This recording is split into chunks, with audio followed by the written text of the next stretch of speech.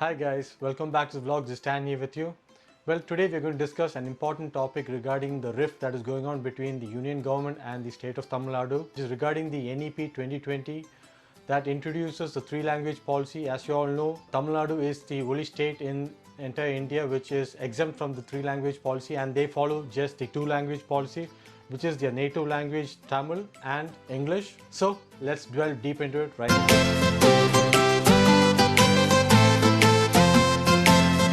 To actually understand this problem, we need to go way back in history. That was in 1937 when Rajaji tried to introduce Hindustani as a compulsory language in secondary schools, and this was when EVR or Periyar along with the Justice Party started anti-Hindi agitations, where there were two icons, Talamuthu and Natarajan, who actually died in these agitations.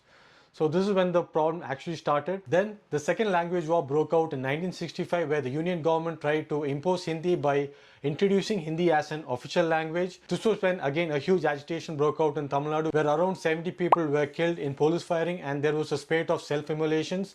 And suddenly Union government said that they won't impose Hindi, and they introduced even English as an official language. It should also be noted that the DMK catapulted to power 2 years later after these agitations. In 1968, the Parliament adopted the Official Languages Amendment Act. It also adopted the Official Languages Resolution, which proposed a three-language policy for all states, which was such that the Hindi states had to learn Hindi, English and any southern state language, whereas the southern states had to learn their native language, English and Hindi. So this was immediately rejected by CM Annadurai, who passed a resolution in the TN Legislative Assembly opposing the three-language policy and introducing a two-language policy of just Tamil and English. In 1976, the Government of India notified that the Official Languages Act applied to all states except Tamil Nadu, which continued with the two-language policy, while all the other states followed the three-language policy. So for 60 years, Tamil and English are the only two official languages that was followed by Tamil Nadu successfully. Another important thing that I would like to add is that in 1956, all the states in India were divided on linguistic lines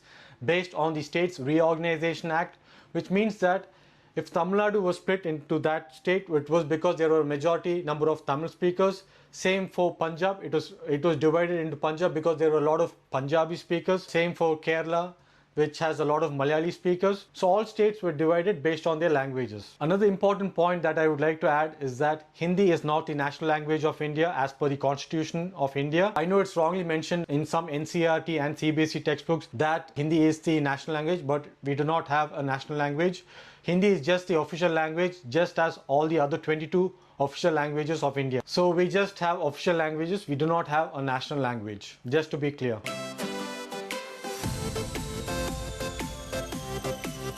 So the first question on everyone's mind would be that why is DMK depriving the people from learning a third language? If Tamilians want to learn it, they can learn, but DMK is blocking it.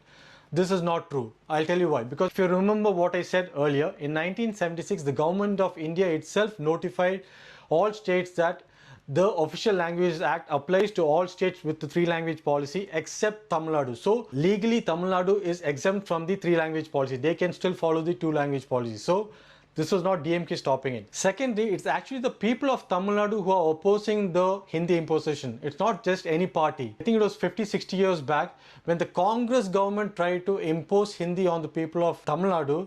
They opposed the government. The opposition and rejection by the people were so strong that no national party could come to power in Tamil Nadu ever since. It was always a regional party like DMK or ADMK. So what you understand from this is that the people of Tamil Nadu itself oppose or reject Hindi. They do not want a language to be imposed on them. This is a pure and simple fact. So now obviously the next question would be, why are Tamilians rejecting Hindi? So the answer is actually very simple. Tamilians are actually opposing the imposition of Hindi. As you can see, the imposition of Hindi has led to the extinction of many languages up north like Marwari, Maithili, Bhojpuri, Rajasthani, Punjabi, Marathi. All these languages are extinct due to Hindi imposition, and you don't even know it. You guys are all so hung up in Hindi that you've lost all your native languages. This is something that our great leaders could foresee back 100 years back itself, and that's why they always rejected the imposition of Hindi.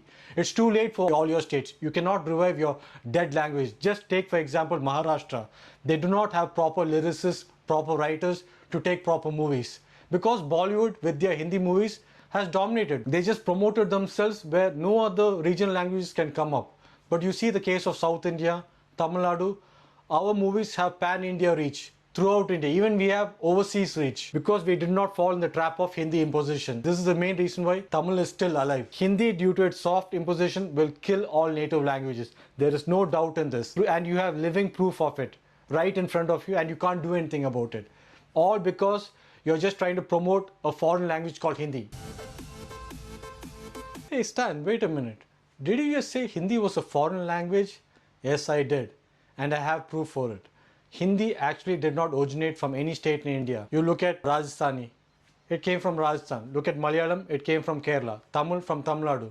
From which state did Hindi originate from? No state. It's because Hindi came from a language called Kari Boli, and Kari Boli originated from Sanskrit. Now you would say Sanskrit is an Indian language. No, it's not. Sanskrit actually originated from Persia, exactly North Syria. So how can you call that an Indian language? It is not. But obviously for your nationalistic pride, you could say that it's an Indian language. Feel free to do so. For anyone who wants to fact check this information, please check in the description below. I'll leave the links down there. So another thing that is favoring the Tamilians argument is that how they have progressed compared to the Hindi speaking northern states.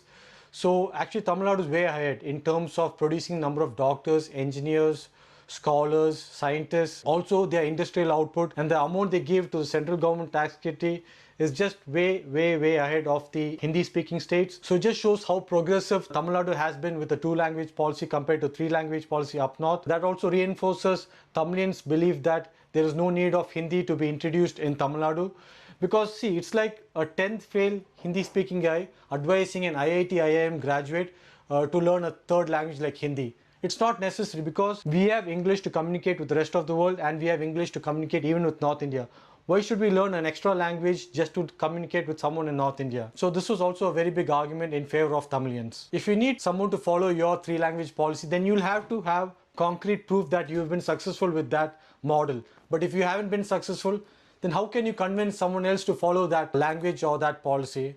It just doesn't work that way. And as you all know, Tamil is a classical language which is around 3000 to 5000 years old. There's no way that Tamilians will allow a younger language like such as Hindi, which is just 200 years old, to overtake and dominate Tamil. So this is one of the main reasons that Tamilians will not allow this to happen. All the other states should have followed Tamil Nadu's footsteps, but unfortunately they didn't. Now some of you might still say, Stan, I don't believe that the government of India is actually imposing Hindi on you. It's actually for our good. The NEP 2020 is actually good for us, and I think you should implement it in Tamil Nadu. Well, I have this question to ask you. If the government of India is not imposing Hindi, why is the government of India promoting Hindi so desperately? In UN, they spend around $1.2 million just to promote Hindi. They are spending another 1,700 crores just to promote a dead language called Sanskrit. How many people know Sanskrit? How many people are studying Sanskrit?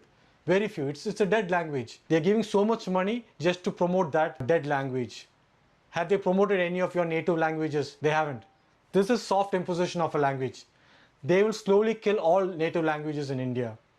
This is the fact. This is what's going to happen.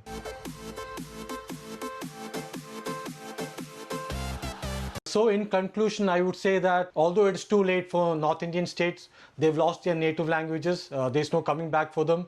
Even for Maharashtra, I think the situation is pretty dire. I don't think they can revive Marathi anytime soon because they're just too stuck with Hindi now. Bollywood has such a mass following.